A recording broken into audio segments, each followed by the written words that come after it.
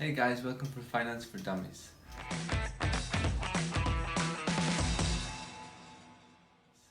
I call the channel Finance for Dummies because up until 2 months ago, I was a dummy about finance. 35 years old, didn't know anything about finance. And then I just started reading a book by Robert Kiyosaki, and from there I've been spending 2 months learning all this stuff about finance. So you say, what's the point in me following your video, or watching your video, when you only know 2 months? This is for people who are absolute beginners. Finance for Dummies. This video can help you, save you the time that I've spent for 2 months watching YouTube videos, listening, reading books. So much stuff that I put into practice as well. So that's what this video is about. Let's get started then. Okay, so how do I start then? First of all, some of the terminology like net wealth, asset classes, commodities, bonds, ETFs. What's this all mean? Oh dear, what the heck is that? So, net wealth, well, that's kind of the easiest one to guess. Net wealth is everything that you own, that you possess. In my case, that was all just cash, which we'll get to next. But net wealth can be real estate and all the other asset classes that I mentioned then. Do you mean like our valuable stuff? And also money, no?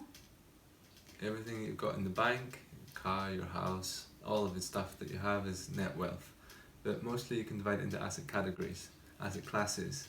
So the first asset class that we'll talk about then is cash. Since I mentioned it, that's just all the money you have in the bank. Not necessarily the cash that you have in your wallet, which you might think. Cash means the money that is liquid, i.e. the money that you can access really quickly. So the money that you can pull out of the bank, the money that you have in your wallet, money that you have under the bed, yes, all of this is cash. Okay, and the next term, what was that again? Other asset classes then would be commodities. Commodities. What do you know about commodities? I'm thinking something like gold.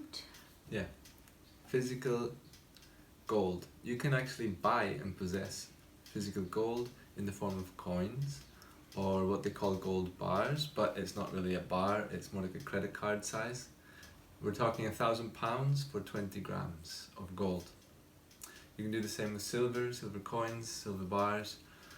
Other commodities are not just precious metals though. Anything else? What about diamonds and jewelry? Jewellery is not so good a choice of investment, although some people invest in watches, Rolex watches, and some people invest in football memorabilia, American football memorabilia, etc. These are still commodities, physical things. Crude oil, whiskey. You can buy a barrel of whiskey and store it in someone's warehouse.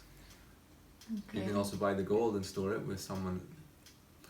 So gold, i.e. precious metals, oil, football memorabilia, watches, and whiskey. These are commodities. Never heard of whiskey before. So do you think those prices will go up in the future then? So that's the idea. Like, you can go into detail, we can make a video on on each of those individual commodities and things that's happening for them. So whiskey, for example, you would buy a barrel of spirit, not whiskey yet, and hold it for 10 years. While it matures, of course it's going to go up in value then because it's 10-year-old whiskey, single malt. But then you need to think about how to store it, how to insure it. That's all for a different video. This video is about the basic terminology. Net wealth, all the things that you have that can bring you money, and then the different asset classes, the categories of assets. What is an asset? A thing that brings you money. So the different categories of that is the cash that you have in the bank, which might get interest, or commodities like gold and precious metals. Another one is bonds. So bonds, any idea what that is? 007. James Bond, 007. Okay, what is a bond? But it's I need to look difficult. now. In America you have treasury bonds and treasury bills and things that you can get from the American government, but in Europe we can't access a lot of that stuff. So in Europe we have other things like P2P sites, P2P websites. P2P means peer-to-peer, where it's like you're loaning to your equals. For bonds is where you, for a change, are not the person who takes the money and pays it back with interest. You are now the person who's loaning the money to someone else who pays you back with interest. That could be the American government, which we can't access, or it can be other people, your peers.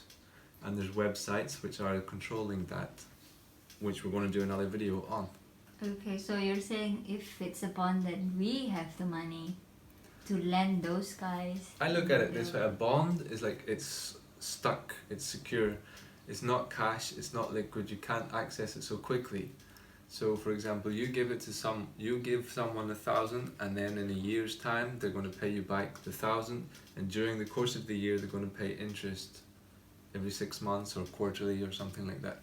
And is there minimum amount for doing bond, or?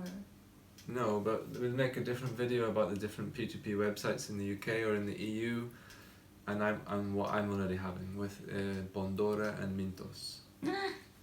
Okay. So asset classes then: cash, commodities, bonds. Cash is liquid, easily accessed. Commodities is the physical possession of something, but then where do you store it? How do you insure it? Bonds, your money is stuck for a while, and you're lending people the money and then they pay you back with interest. Another asset class then is the stock market, of course. And in the stock market you have the individual stocks or ETFs. Oh, what's that?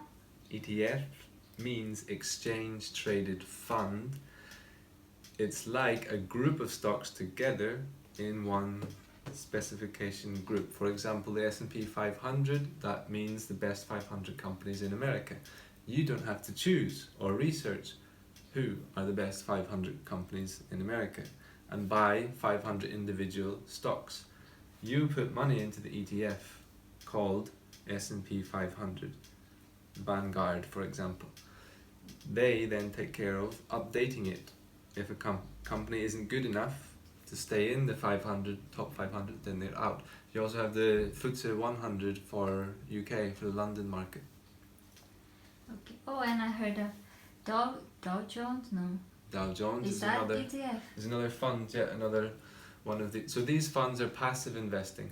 If you're investing in stocks, you have to go researching the individual company, and then you have to stay on top of it and watch Amazon and Apple and Facebook and how they're doing. But instead of doing that, you could also just put your money into the NASDAQ 100 and leave it. That's another like an ETF, and someone else is passively. It's called passive investing. Then you just choose the Dow Jones and the S&P 500 and the NASDAQ and maybe the Asian Pacific, all these ETFs, and just put money in those. But we'll make another different video about my experience with the stock market so far. Okay. Any other terms then? So, no, we're finished. Net wealth, asset class, commodities, cash, bonds, stocks, ETFs. Hope you've learned something. Do you have any other questions? No, my question is more like what is P2P, but you're gonna explain it in the next video. In the next video, okay. Stay tuned everybody. Thank you for watching, and don't forget to subscribe to this guy and like and share this video if you think this is useful, and comment below if you have any other question. Right, see you in the next video.